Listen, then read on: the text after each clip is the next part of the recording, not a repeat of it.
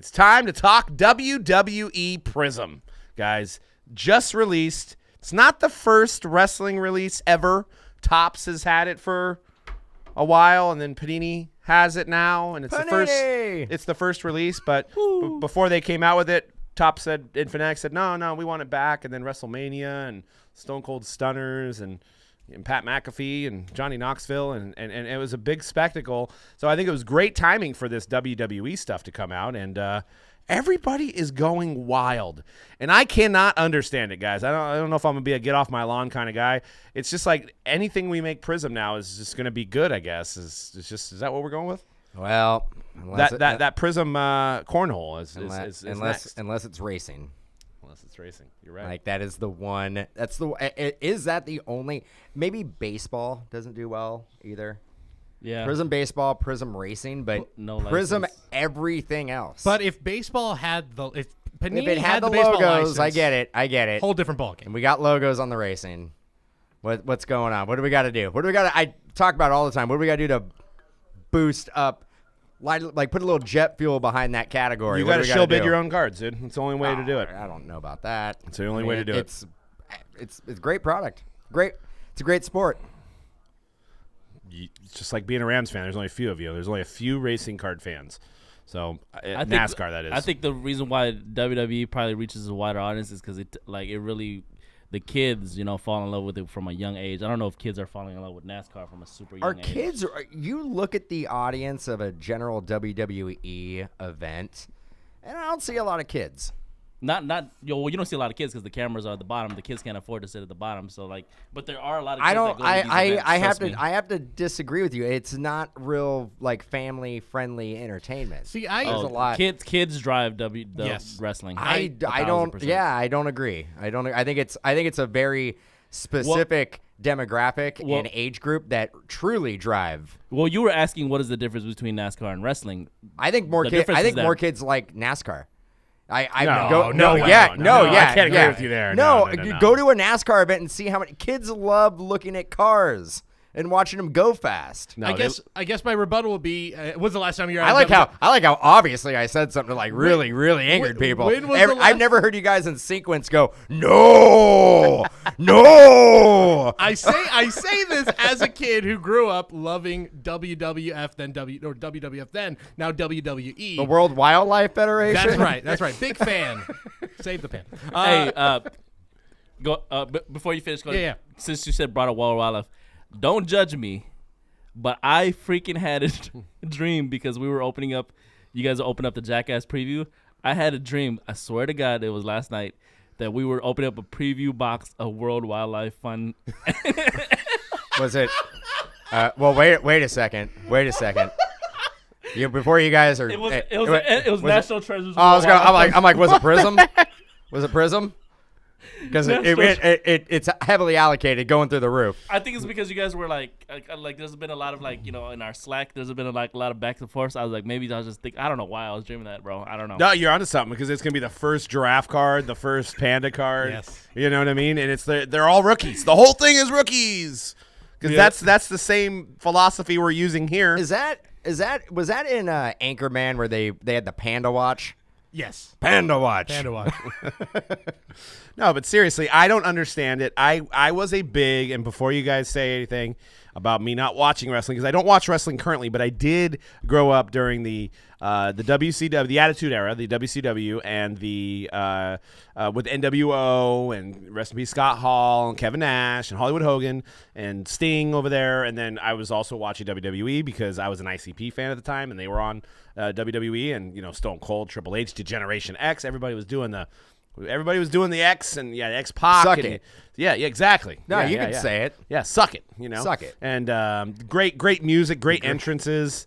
You had the Hell in the Cell with Mick Foley, Mankind, and Undertaker, where he threw him 40 feet into the table, which was unbelievable as a teenager, I should say. So I was a big fan. Wait. Yeah, I don't know about it as a kid. Again, that's not helping my argument. Teenager. But teenager, I I loved playing the video games, but I did not look for the cards, and it's scripted, so they know who's going to be the champion. So I don't like UFC. We don't know who's going to be the champion.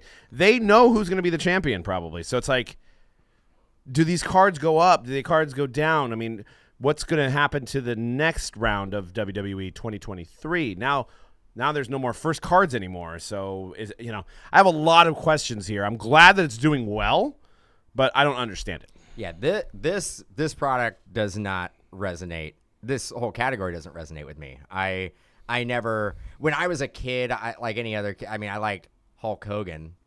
But Did you like NASCAR? Does Hulk Hogan like NASCAR? He looks like he does. He probably does. I mean, but no, getting back to it just wasn't. It wasn't like a sport that I was interested in. I was more interested in baseball and football and basketball and hockey. Just wasn't into it. I did in high school. It seemed like it got really, really popular, and I'm dating myself here. And to reiterate what Doug was saying, like the Attitude Era, and like I remember going to like catchphrases from wrestling. Like people would go around and just do like the suck it, like all the time. Like that was like, you didn't know? Yeah, that was like super popular. But again, still, just because it was pop culture, I wasn't into it. Another thing, I remember the ice cream sandwiches you could get like from the ice cream man. Me and my friends talk about it all the time. Like it was cookie on one side, and it had a picture, and I know where you're going with this. I think we had this conversation, yeah. and it was like chocolate on the back. Oh man! Even that was like the worst ice cream ever. Oh man! Like terrible, so good. terrible. Like the worst thing you can get from an ice cream man. Besides the snow cone that had the frozen gum ball on the bottom, that was terrible. That was like a pebble. Yeah, that was terrible. Second to that, the WWF like ice cream bar. sandwiches. So good. So on to C-Rad. What's up? Yeah, man. I mean, like again, I'm gonna double down. I think like because it's so popular, it starts with the kids, and then these kids become adults, and that's why they're. But the kids cannot afford Prizm at the prices they're at. No, now. absolutely not. But the ice cream sandwich, the WWE ice cream bar is iconic. It's a god level ice cream. Because it was cool, or because it tasted. It tasted great. It tasted terrible. It tasted dude. amazing. It was terrible. Amazing. I'm gonna go find one. I'm gonna try to find one now. They don't make it anymore. Have you had one? It's No, discontinued. I don't think so. Not that I recall. Did you, Cody? Did you have one? It would melt instantly. It was just a mess. I recall it being at the ice cream man, but I never actually went for it. I would usually get the other one that was like two cookie, like Toll House cookies. If like, that was it the one I was would melting on solid. you, your ice cream man sucked. That's the problem. Or a Choco Taco. Well, Choco Taco, pretty good. Or the We can all agree. the strawberry shortcake bar. It was all right. Oh, dude. That was all right. There was one thing you had to get from the ice cream man: the bubblegum cigarettes and the Poppets. that's the only reason you hunt them down was to act like you're smoking a cigarette and throw Poppets on the ground at people. I mean, that was what we did. Poppets were cool. Those were awesome. They were cool. Or caps for your cap gun. We go pow pow. The candy cigarettes, if I'm not mistaken, were gum, right? Yeah. And also a terrible, terrible gum. Yes. Like you would get like one little blow out of it, the sugar would come off of it, and then it would the gum would like lose its flavor instantly. Yeah, because then it would have more sugar. That gum and Fruit Stripe gum, historically bad. Terrible. Yeah, 25 cents though. Fruit Stripe. Oh god. Fruit yeah. Stripe is that's a bad gum. It can't be around still, right? No, I think it is. Probably not in your major stores. If you go to those off-brand candy stores, like in the mall, and they have a million different candies, it's in there. It's probably Fruit Stripe back from like 1991. Could be. It's probably new old stock. Probably as bad as the gum in a 1955 Tops pack. But, yeah, I don't get it. I mean, you see some of these prices here on this slide. We've got a Color Blast John Cena that is over 10 grand. $10,000. We got 3 days left. $10,000. You probably could get John Cena at your house for that price. I overheard or overread on Twitter that person who listed that card was like, it's not going to sell for less than 50 grand. What do you think? I mean, that is a case hit, right? Probably one per case. Probably not. If it's like other Prizm product that has Color Blast, it's probably like 1 per 10 7, cases. 8 cases. Yeah. Something like that. Okay. Still. One per, but still maybe 10 subjects, 15 subjects on the checklist. I believe it's only 10. 10. But why do we like? What I don't understand is like the same thing with UFC. Is like Topps had UFC forever, and we could not sell it. It would never go above cost. It would dip below cost. we'd have to almost give it away to do it. And this was Chrome. This was museum collection. And then it's like UFC Prizm. Oh god, it's $1,000 a box now. It's a Luka effect. I think But then same thing with WWE. We still have WWE products from Topps that no one wants. Like as recently as a couple months ago before they made their last product. We still have a lot. We have like the women's division one. We have some of the finest stuff that they've made. But then we got Prizm now. I get it. That's a legacy brand. I understand how big Prizm is.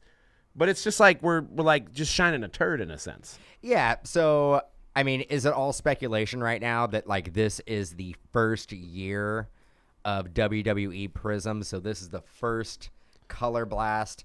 John Cena has a Color Blast. Next year, it goes for a quarter or a half of what the first one sells for. And I think the fact that we just found out that basically we're probably getting, 2 or 3 WWE Prizm sets ever because of the Fanatics Well, deal. yeah. And I think yes, the Color Blast thing and just the timing is impeccable. Literally, we're coming off of a huge WrestleMania weekend. Yes. People were talking about it. Stone Cold makes his return. There's a ton of buzz coming off of that weekend. I mean, almost 150,000 people combined over 2 days were in that stadium watching professional wrestling. Was it a 2-day? Yeah. Was it a 2-day It's event? been a 2-day event When- for what, 3 years or so? Yeah, Saturday, They've- Sunday. They've split it to 2 days like the last 4 years. There's so much stuff to go over in 2 days.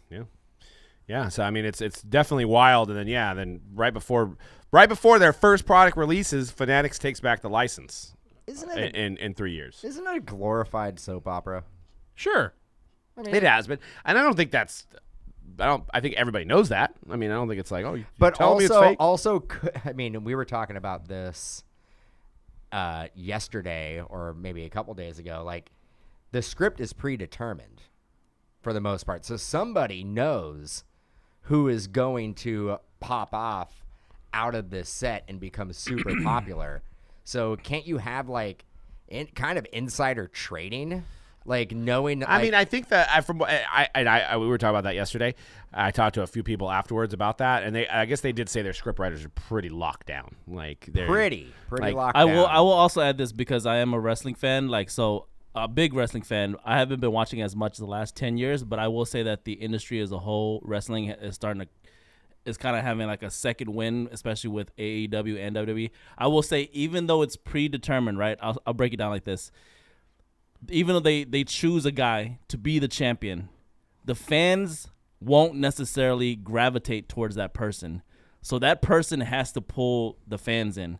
So even though they say Johnny Buckets is going to be the next champion, the fans might not Is care that a real about guy? the fan. No, Okay. the fans might not care about him. I did. So yeah. you know what I mean? Like it really, you can't, even though it's scripted, you can't even call it like that because you don't know if a fan's gonna like a good guy or a bad guy. It's like it's always up to the individual wrestler how like, you know, their personality comes out, like, is what draws people in. Writers know what's going to happen, so they could be, like, insider trade and stuff. It's like, no, not really, because they can choose a guy that they want to become champion and popular, but it won't always happen that way. To C-Rad's point, yeah, like, when Roman Reigns, when they were first, like, trying to lift him up to be like, oh, he's the next face, the fans kind of were like, nah, we don't want this guy. He's kind of boring. And they so they decided to go full heel turn on him for a little bit. Like, it's come back around. Yeah. Daniel Bryan came out of nowhere. I don't think they were prepared for that. So they will, like, it is always, yes, it's scripted, but it's like they will fans. make changes. Like, the fans always will dictate, like, they will let you know, like, no, we don't accept this story change. We don't accept the storyline. We don't accept this character. Exactly. So that's not going to be the guy. So it is what, still. I mean, I don't watch it. What do the fans want?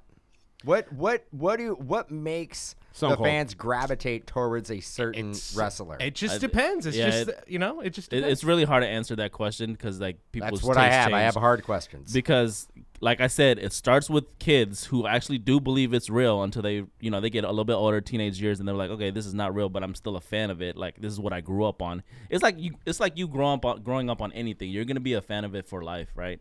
So, And I mean, to give it credit, I still don't think it's worth price that is out at retail wise is there. We're entering that nostalgia period where our generation who grew up in the old WWE with Ted DiBiase and Andre the Giant and Hulk and all that stuff, we're now 30 to 40 and we're remembering those guys. And I think that plays into this Prizm thing. It just doesn't make sense that there's been other cards these last couple of years and now this one is 10x. And I think that is is key. I don't know if this product would have the same hype, for lack of a better term, going into it if you didn't have the legend wrestlers on the checklist. Like, what if it was just, if you're a current WWE wrestler, you're going to be in the product, but if you're not currently on the roster, you're not in the product.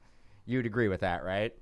It wouldn't be as it wouldn't be like you have the nostalgic that from people who are 30, 40, 50 who have been watching wrestling through the 80s, 90s, 2000s that are seeing a lot of the wrestlers that they were familiar with growing up that they want to collect. Yeah. Right. But I think what also lifts it is the fact that I think we are not quite like the popularity and the height of like the Attitude Era, but like I think there is right now because like you said, C-Rad, like AEW has kind of lit a fire under WWE of like we have to up our game, and I think right now is as good a time to be a wrestling fan as ever now. It's getting to the point where it's like the WCW versus WWF again. Well, it's crazy, but before we end this segment, boxes are retailing 12 packs. You get 2 autographs.